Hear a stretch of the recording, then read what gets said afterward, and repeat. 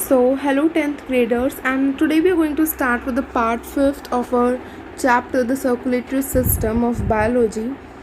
So, we are going to start from the heartbeat. In the previous video itself, we have completed all that, how the circulation of blood is there in the heart or in our whole body.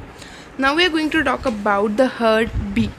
Okay, so there are 3 steps of heartbeat, and that we known as the complete cycle is known as the cardiac cycle. Okay, mainly we have 2 main steps. First one is the contraction phase and second one is the expansion phase. Okay, तो जब कोई भी चीज़ contract हो रही होती है उसे हम कहते हैं सिस्टोल.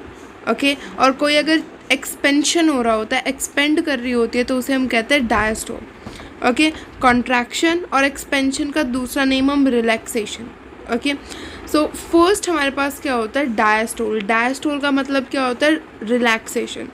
तो एक पॉइंट ऐसा आता है हमारे हार्ट के अंदर, जब हमारी एट्रियाज हैं और जो वेंट्रिकल्स हैं वो दोनों क्या होती हैं, रेस्ट पोजीशन में होती है, रिलैक्स कर रहे होते हैं, and that is known as diastole, cardiac diastole.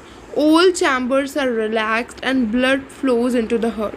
Okay, now the second condition is, तो कार्डियक डायस्टोल में क्या होता है, एट्रियाज भी और हमारे वेंट्रिकल्स भी सब रेस्ट कर रहे होते हैं, और हमारी जो वेना केवाज हैं, ओके, सुपीरियर और इन्फीनियर वेना केवाज है, वहाँ से ब्लड जो है हमारे राइट ऑरिकल के अंदर आ रहा होता है, और जो हमारा ऑक्सीजनेटेड ब्लड है लंग्स से पल्मोनरी वेन के थ्रू वो कहाँ पे, लेफ्ट ऑरिकल के अंदर एंटर हो रहा होता है. तो उस टाइम पे हमारी एट्रियाज और जो वेंट्रिकल्स है वो कोई काम नहीं कर रहे होते, वो सिंपली रिलैक्स कर रहे होते हैं और ब्लड वो एंटर हो रहा होता है हमारे हार्ट के अंदर.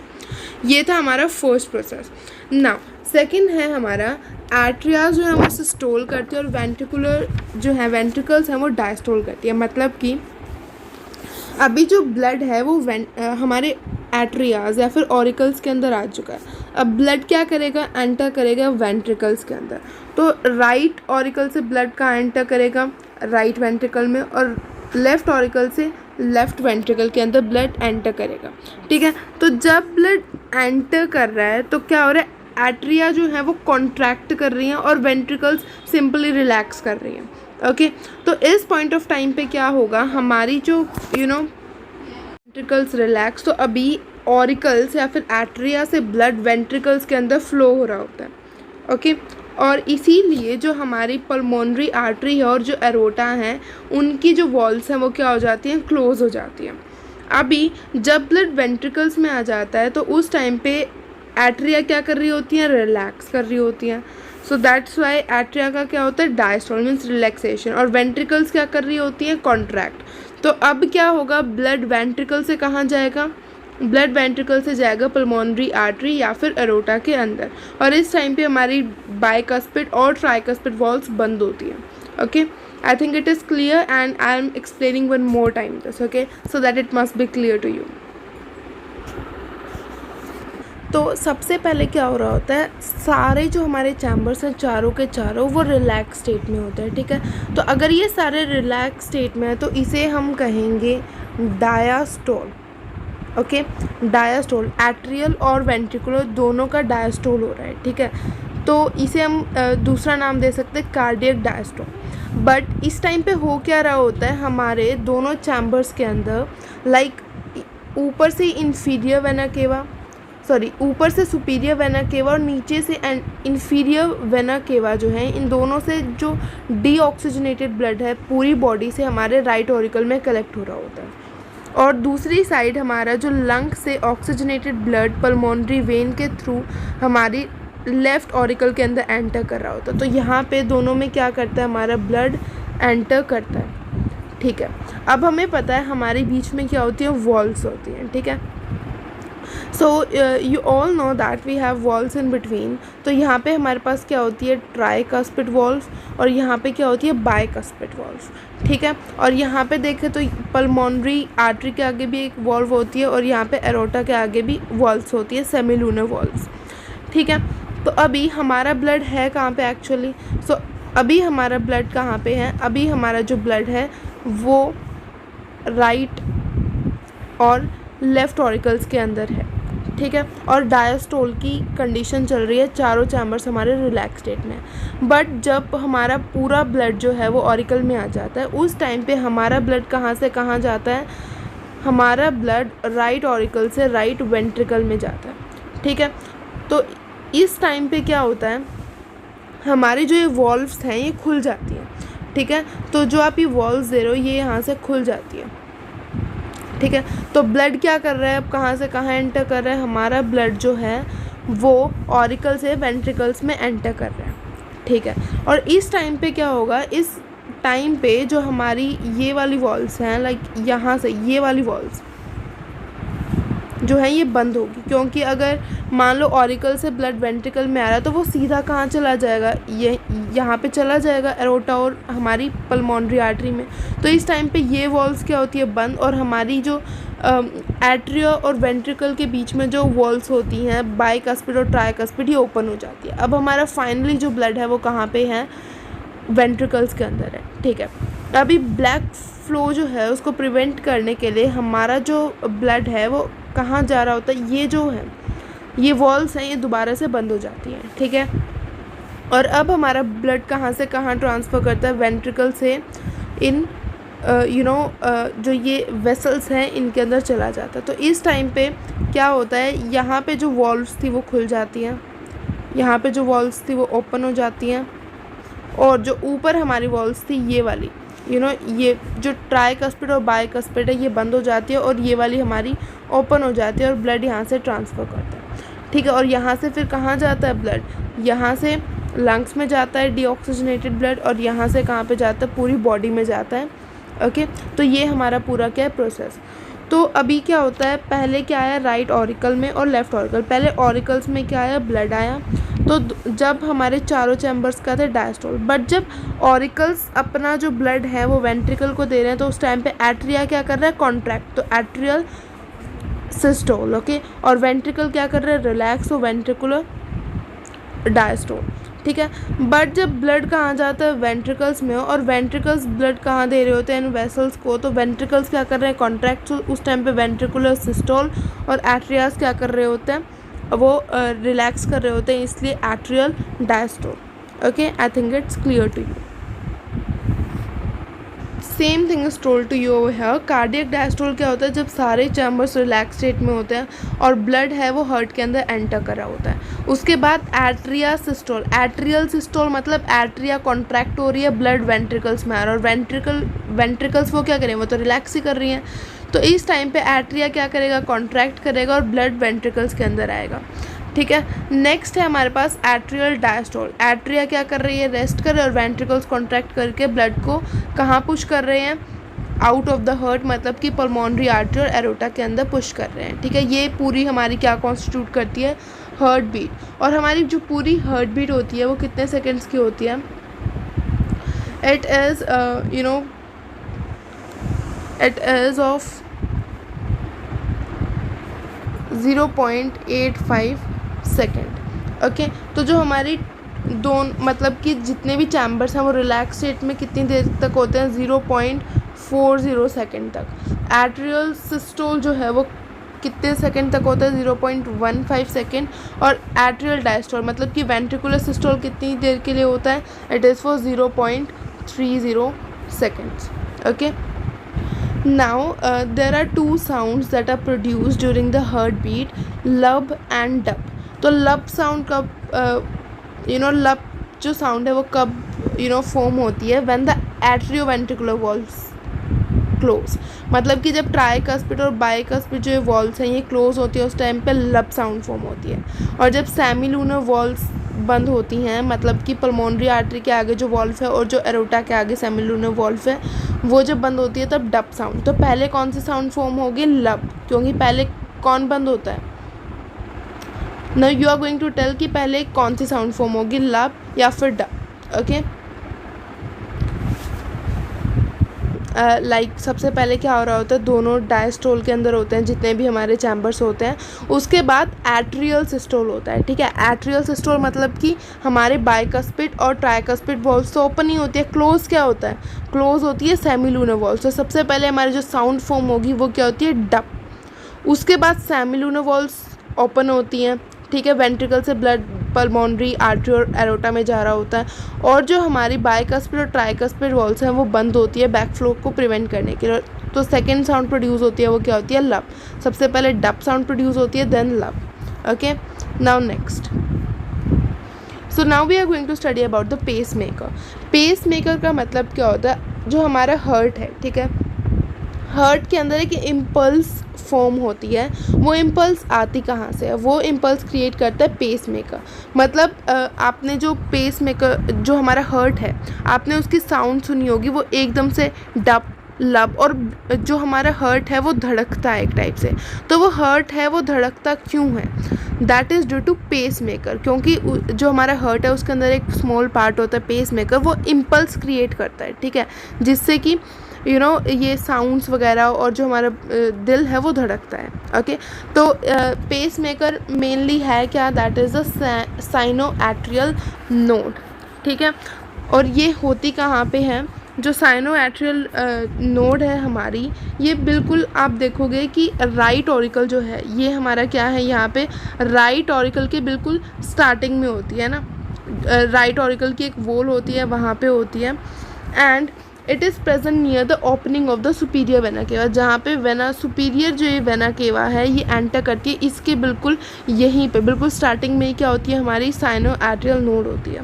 ओके, नाउ सेकेंड है हमारी एट्रियो वेंट्रिकुलर नोड, ठीक है, साइनोएट्रियल नोड, इसके बाद होती है हमारी एट्रियो वेंट्रिकुलर नोड, और इसे हम कहते हैं pace shutter.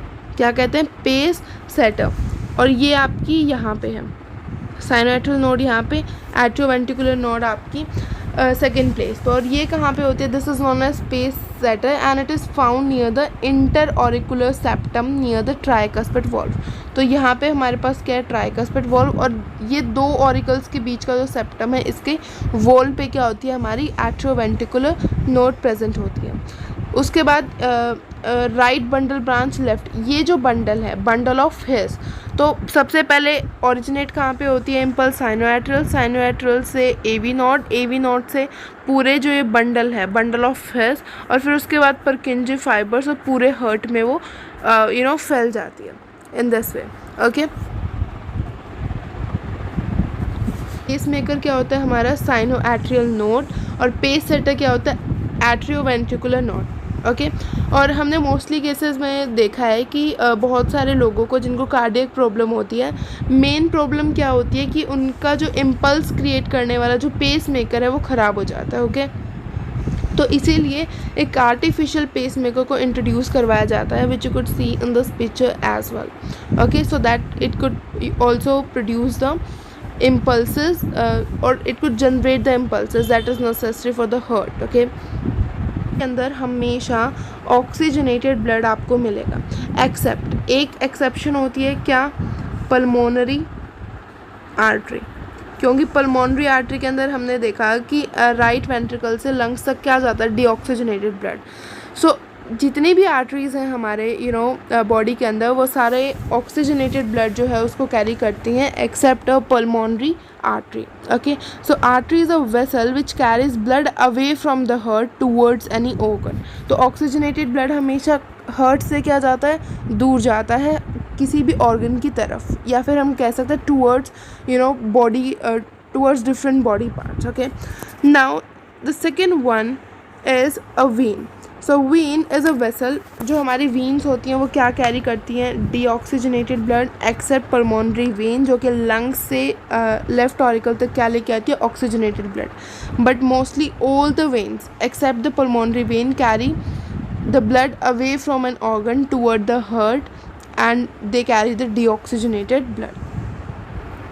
Third one is a capillary and it is a very narrow tube. और कैपलरी का मेन काम क्या होता है, लाइक यहाँ पे हमारे पास क्या है, आर्टरी, और यहाँ पे हमारे पास क्या है, वेन। इसके बीच में जो माइन्यूट क्या होती है, हमारे पास जो माइन्यूट वेसल होती है जो मेन वर्क करती है, उसे हम क्या कहते हैं, capillary.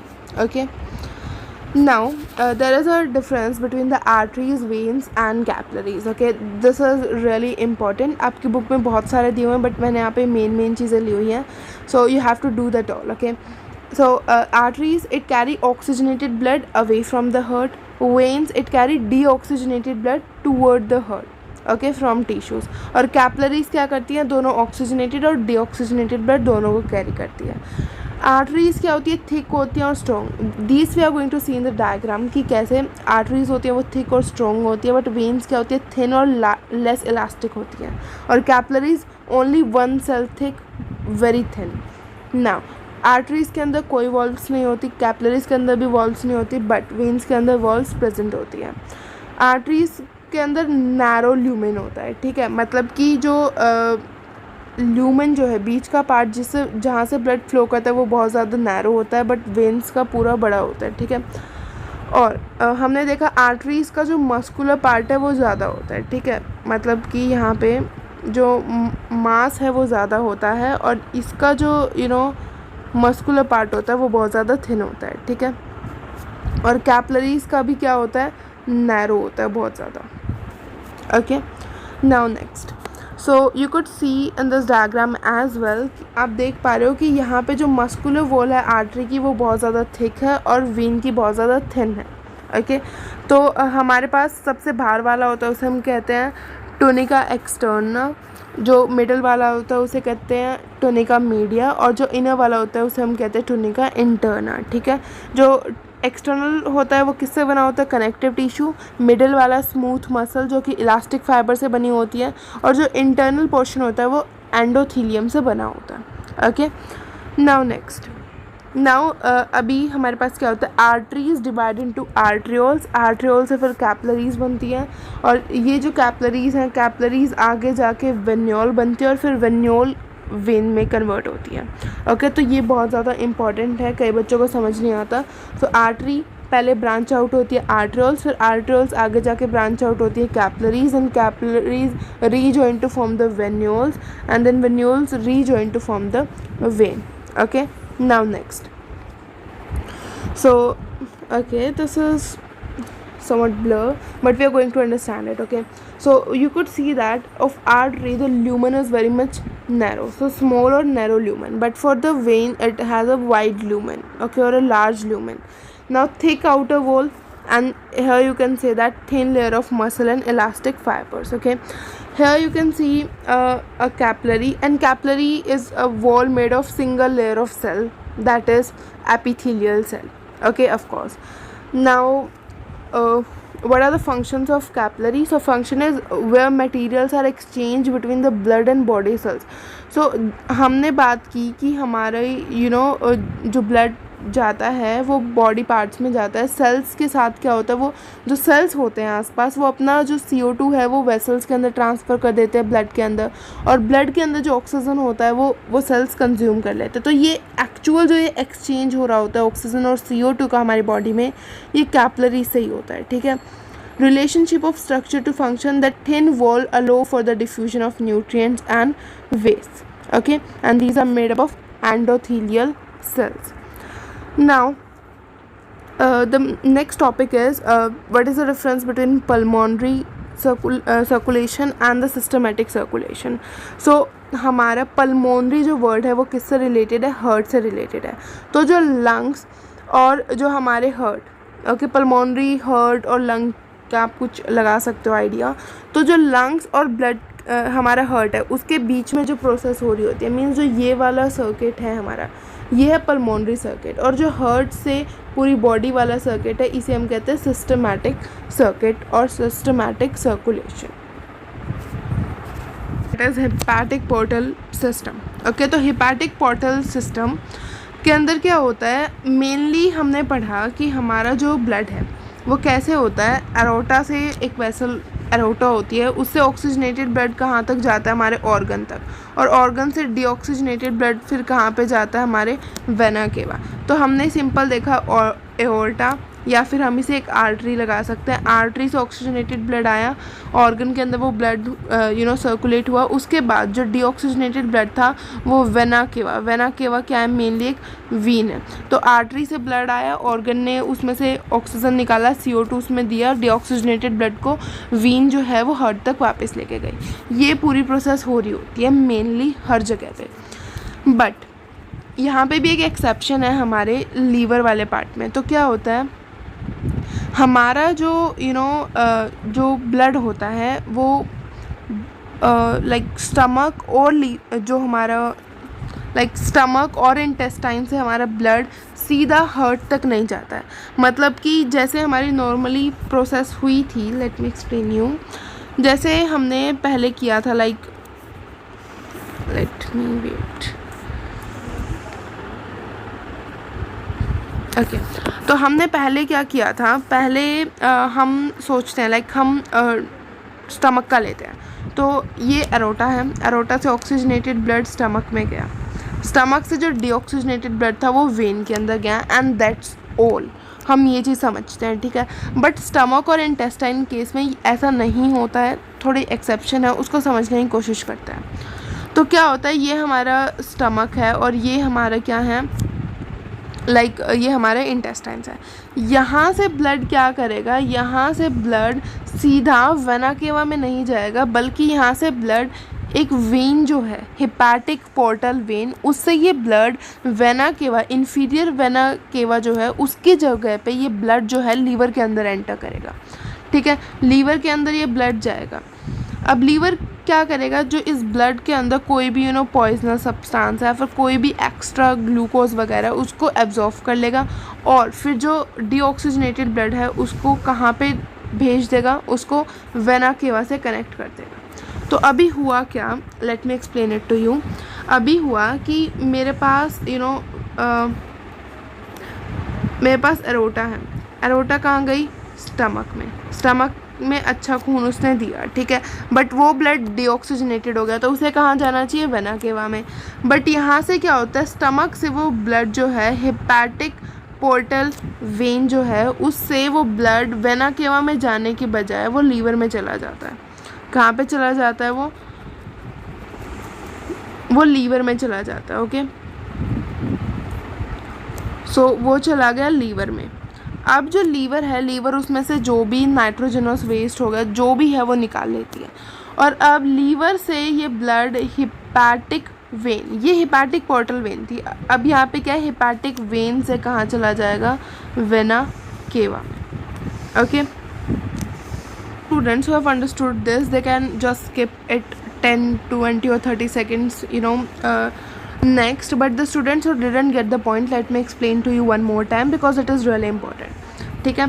So what happened is we have aorta over here, aorta से oxygenated blood जो है वो हमारे स्टमक या फिर इंटेस्टाइन के अंदर एंटर किया, ठीक है। अभी अगर इनके अंदर ब्लड गया तो जो ब्लड निकलेगा, ठीक है, वो क्या होगा, डीऑक्सीजनेटेड, तो वो निकला वेन में, और उस वेन का नाम क्या है, hepatic portal vein.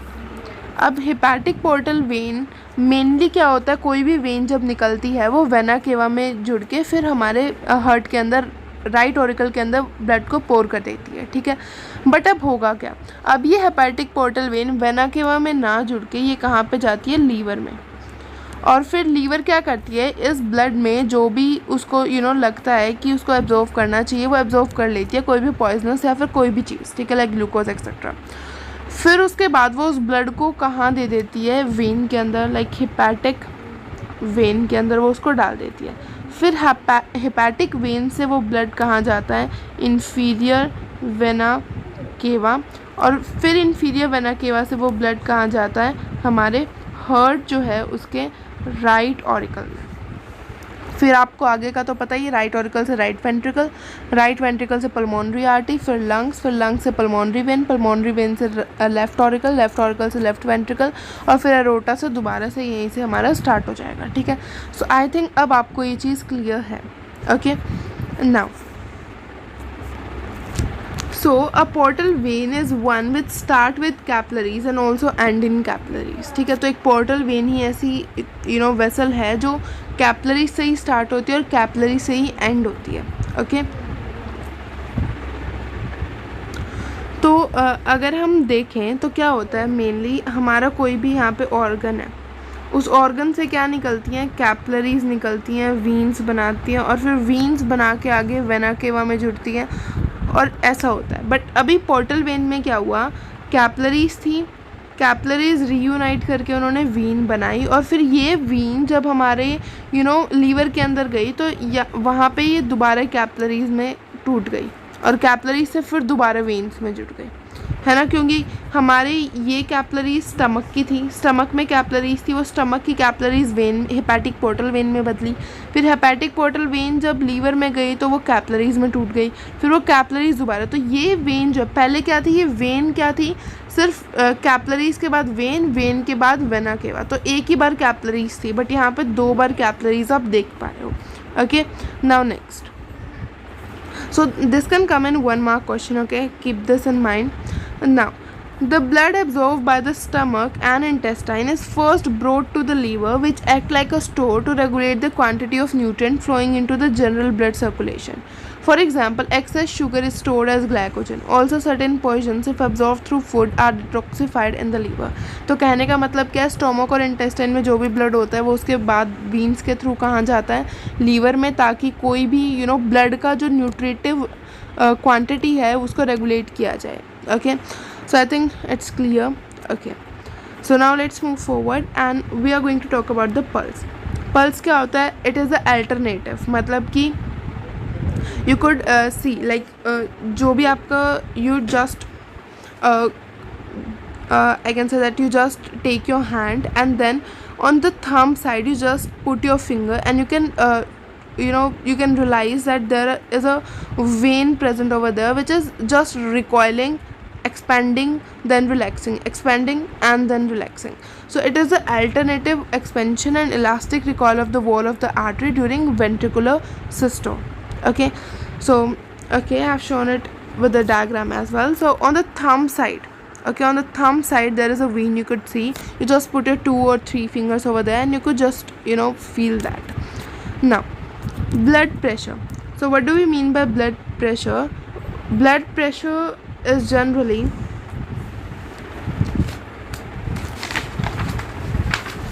this is asked very often. So 120 by 80, you have to learn this. So 120 is the systolic blood pressure and 80 is the diastolic blood pressure. So pressure exerted when blood is ejected into arteries, normal systolic blood pressure is 120 mm of Hg, and diastolic is pressure below exert within arteries between heartbeats. Normal diastolic blood pressure is 80 mm of Hg. Okay, and the device with which, or the instrument with which we measure the blood pressure is known as sphygmomanometer. Okay, sphygmomanometer, this is the name I have written over here, you could learn, it could also come in 1 mark question. Okay, now what do we mean by the lymph? तो lymph का काम क्या होता है, बहुत ज़्यादा nutritive functions होते हैं, इसको ये प्रोटेक्ट करता है। तो हमारा जो ब्लड है, like you could see, first of all you could see the network over here, और जो आपको डॉट डॉट दिख रहे हैं, दीज आर द नोड्स।